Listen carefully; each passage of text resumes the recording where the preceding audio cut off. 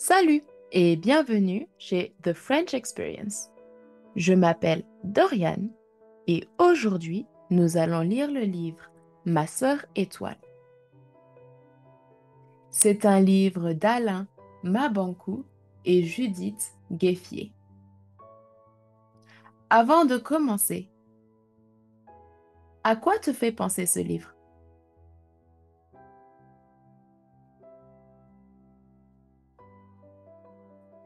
J'avais 10 ans en ce temps-là. Pendant la saison sèche, je quittais en douce mon lit. J'ouvrais la porte de notre maison et je sortais dans la cour. Je n'avais plus peur des fantômes et autres créatures maléfiques qui, rapportait-on, se fondaient dans la nuit afin d'épouvanter les enfants, voire de les attraper et de les emmener dans le royaume des diables. Je m'asseyais alors au milieu de la cour et je levais la tête bien au-dessus de moi parce que ma mère me disait que j'avais une grande sœur qui habitait au ciel, au milieu des anges. J'attendais parfois une demi-heure. Soudain, il y avait une étoile, une toute petite étoile qui brillait plus que les autres. Je l'observais avec attention. Je la voyais alors se déplacer, s'isoler, me sourire, avant de disparaître un moment entre deux nuages et de réapparaître. Cela m'amusait et je souriais à mon tour.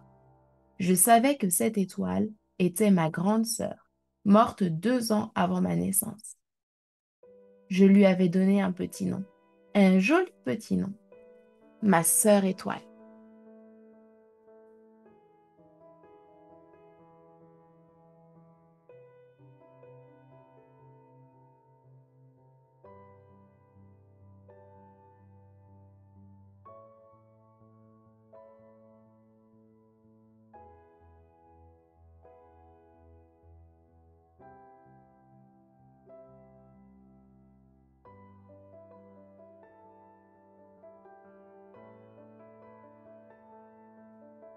Assis dans la cour, je lui parlais. Je ne savais que lui dire précisément, mais j'étais certain qu'elle aimait écouter mes histoires, qu'elle aimait ma voix. Je lui donnais des nouvelles de la maison. Je lui rapportais par exemple que papa avait changé de moto et travaillait toujours chez les Blancs, à l'hôtel Victory Palace. Il ramenait à la maison des livres que les Blancs jetaient dans les poubelles de l'hôtel après les avoir lus. J'expliquais à ma sœur Étoile que la dernière fois, papa avait ramené un livre étrange qui m'avait fait presque pleurer. C'était Le Petit Prince, un tout petit livre de l'écrivain et aviateur Antoine de Saint-Exupéry. Je l'avais lu plus de 10 fois. Il s'agissait de l'histoire de quelqu'un qui s'était perdu très loin de tout lieu peuplé. Tout à coup, ce type égaré s'était retrouvé face à un gamin venu de nulle part et qui lui demandait de lui dessiner un mouton. Je ressentais de la pitié pour ce petit garçon, qui n'avait sans doute jamais vu de mouton. Je demandai alors à ma sœur si elle avait entendu parler de ce livre-là. Elle remuait. Probablement que tout le monde au ciel avait lu l'histoire du Petit Prince, et que c'est nous sur Terre qui ne lisons pas beaucoup.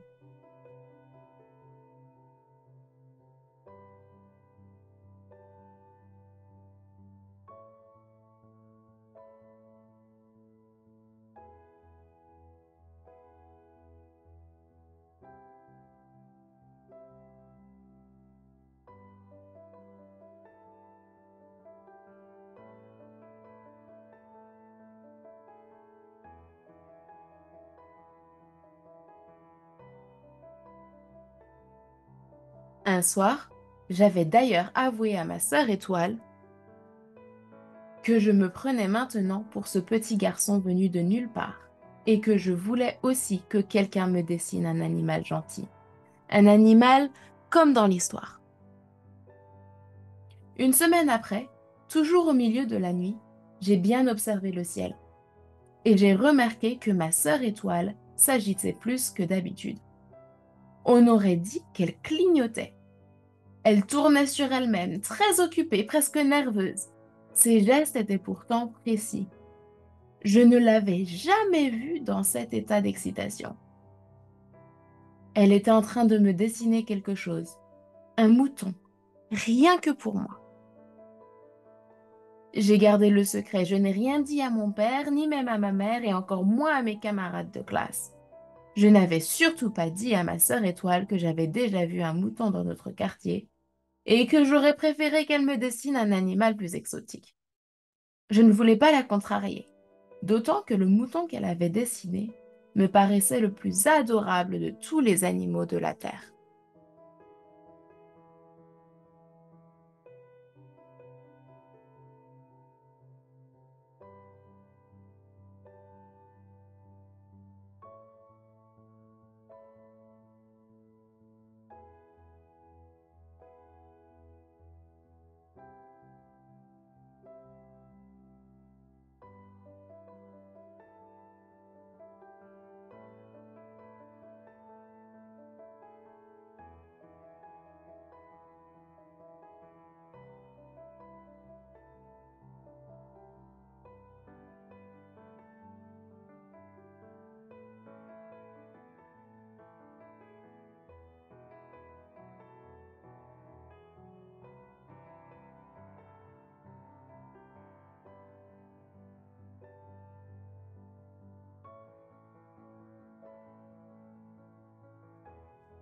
Je parlais d'autre chose à ma sœur Étoile.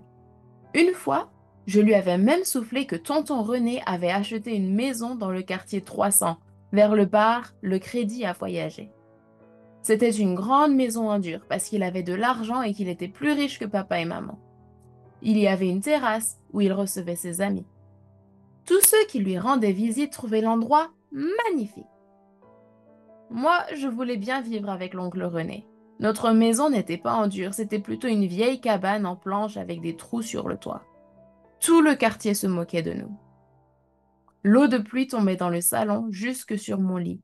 Et quand il pleuvait, ma mère et mon père se réveillaient en pleine nuit de peur que la maison ne soit complètement inondée.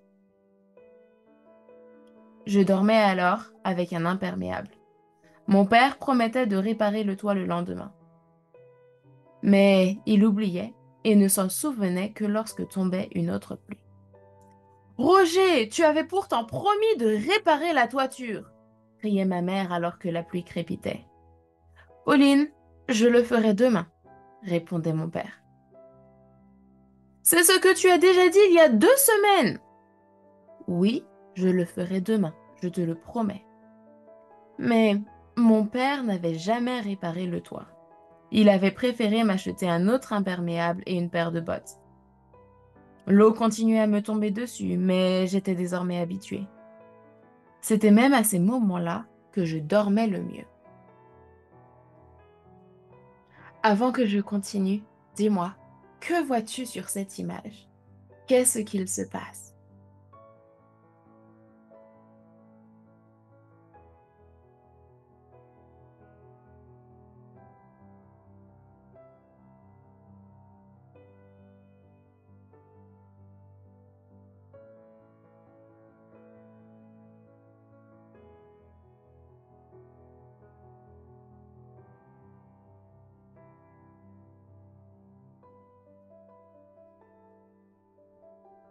À vrai dire, tonton René voulait que j'aille habiter chez lui. Papa et maman s'opposaient à cette idée parce qu'ils ne souhaitaient pas rester tout seuls dans notre vieille maison en planches. Moi, je me voyais déjà dans la grande maison de tonton René. Je me disais que j'allais jouer avec mes cousins et que je dormirais dans une chambre dont la toiture serait en bon état. Papa, qui était un homme fier, en était vexé. Et comme il voulait que j'arrête de rêver à la maison de mon oncle, il m'avait dit une bonne fois pour toutes: je ne veux pas que tu ailles habiter chez René. Je sais que je suis pauvre. Tu veux aller vivre chez ton oncle parce qu'il est riche, parce qu'il a une grande maison. Dans la vie, il faut se contenter de ce qu'on en a. Vivre dans une vieille cabane ne veut pas dire que nous sommes pauvres du cœur. Un jour, quand tu seras grand, tu le comprendras. La nuit, après plus d'1 heure, passé à regarder le ciel.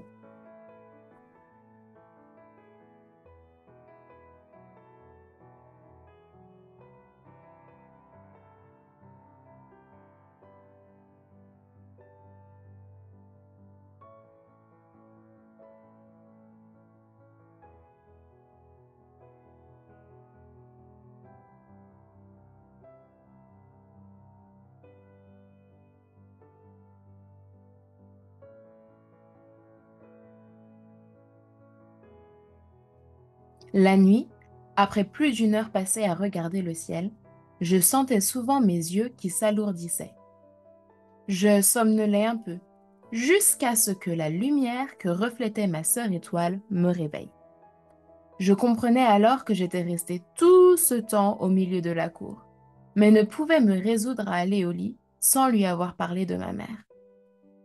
Je lui parlais des billes que maman m'avait achetées pour mon anniversaire. Il y en avait 12, mais je les perdis vite fait. Des garçons plus âgés que moi me les avaient prises en me menaçant. Et comme je ne voulais pas me battre, parce que j'étais tout maigre et faible, comme une brindille de balai, je leur avais abandonné mes billes. Ma mère s'était énervée, avait promis de m'emmener chez le féticheur du quartier, qui me ferait des gris-gris pour que je sois plus fort que ces mauvais garçons, voleurs de billes. Yamalonga, le féticheur que nous étions allés voir un soir, m'avait fait manger des racines piquantes et m'avait fait porter un bracelet avec une dent de vipère, dont l'efficacité ne se fit pas attendre. Quand les garçons me voyaient arriver dans le quartier, ils s'enfuyaient parce qu'ils savaient qu'on ne pouvait pas vaincre quelqu'un qui portait ce genre de bracelet. Depuis ce jour, je n'ai plus jamais perdu mes billes.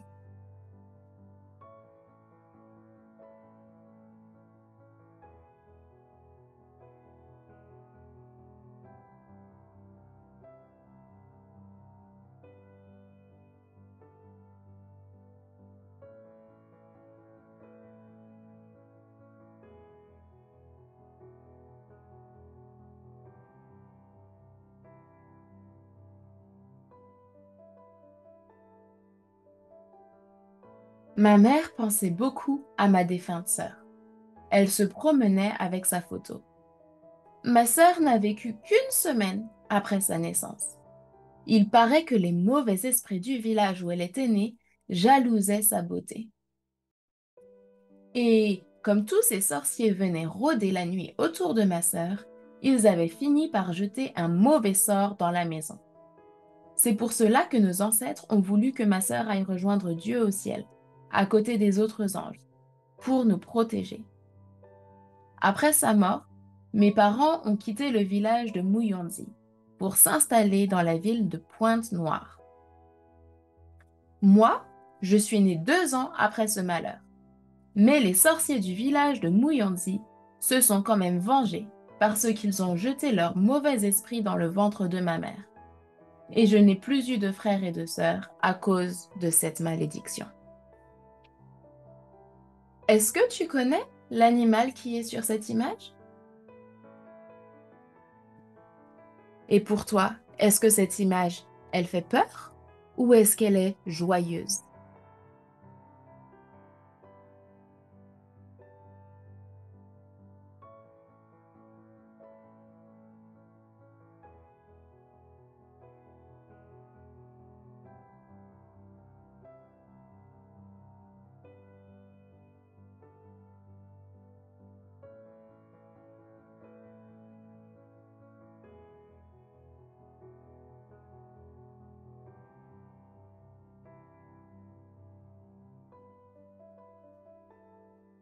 Avec le temps, je sentis que je ne pouvais pas garder plus longtemps le secret de mes conversations nocturnes avec ma sœur étoile. C'est à mon copain de classe que je décidai d'en parler. Il s'appelait Nestor. Et comme Nestor ne voulait pas me croire, je sortis un soir m'en plaindre auprès de ma sœur. Tu sais, Nestor, il est très méchant. Ma sœur étoile s'étonna. Pourquoi dis-tu qu'il est méchant? Parce qu'il s'assoit toujours au fond de la classe pour embêter les filles. Et puis, il me provoque alors que je ne lui fais rien. Et c'est pour ça que tu dis qu'il est méchant? Il a aussi dit que je ne suis qu'un pauvre malheureux parce que je n'ai ni frère ni sœur. Et pourtant, la dernière fois que je lui ai parlé de toi, est-ce qu'il t'a répondu? Il ne me croit pas. Il a dit que je raconte des bêtises, que je ne suis qu'un petit menteur. Il a aussi dit que tu n'existes pas parce que un soir, Nestor est sorti dans sa cour et qu'il ne t'a pas vu au ciel comme je te vois maintenant. Il a dit qu'il n'a vu que des étoiles que tout le monde peut voir la nuit.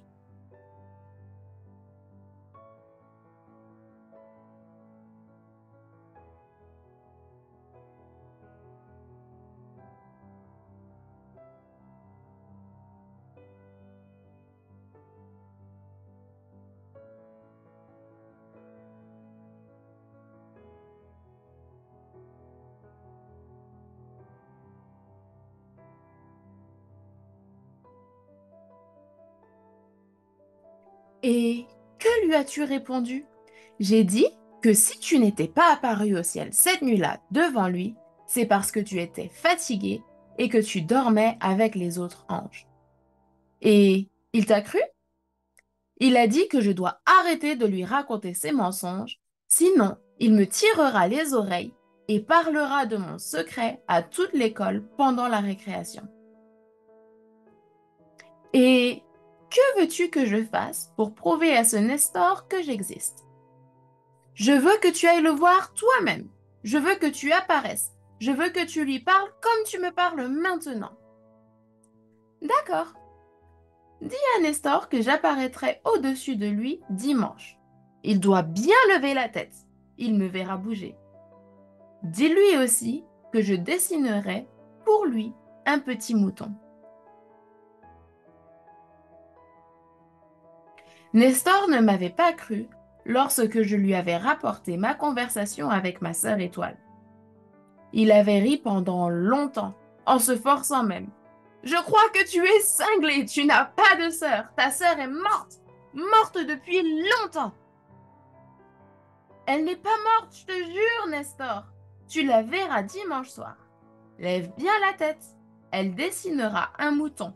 Un mouton rien que pour toi.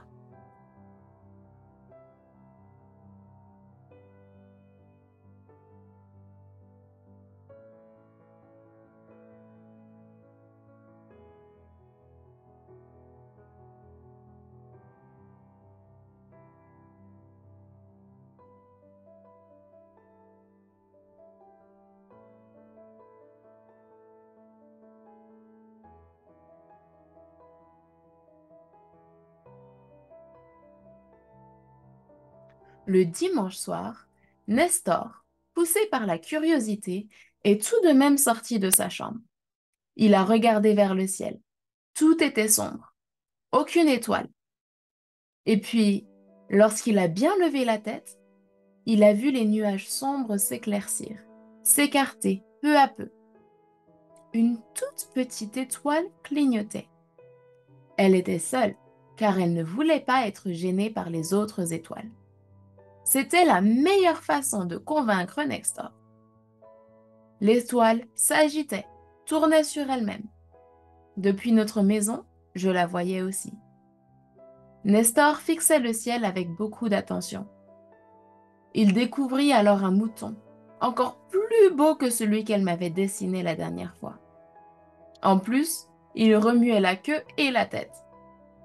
L'animal sautilla quelques minutes avant de disparaître pour de bon à l'intérieur de la lune qui venait d'apparaître, dévoilant ainsi les autres étoiles, un peu jalouses. Le lundi, Nestor est venu s'asseoir près de moi en classe. Il m'a murmuré à l'oreille. J'ai vu ta sœur hier soir. Elle m'a dessiné un mouton tout blanc et lumineux. Moi, j'ai souri. Je venais de gagner un ami.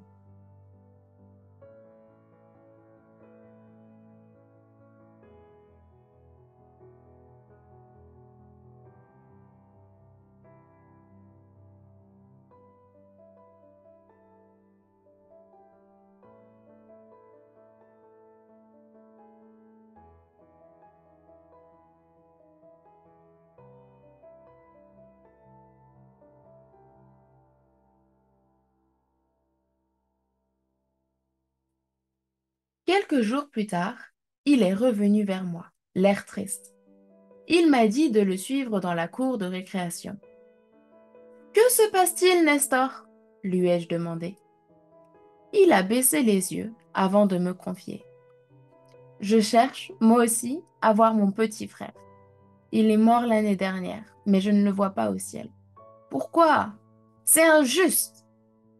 Je l'ai pris par l'épaule pour le consoler et lui dis, il faudra attendre un peu. Ton frère t'apparaîtra un jour ou l'autre. Peut-être que pour l'instant, il apprend encore comment faire. Demain, je dirai à ma sœur étoile d'aller à sa recherche. Tu verras, ils apparaîtront bientôt tous les deux, j'en suis sûre.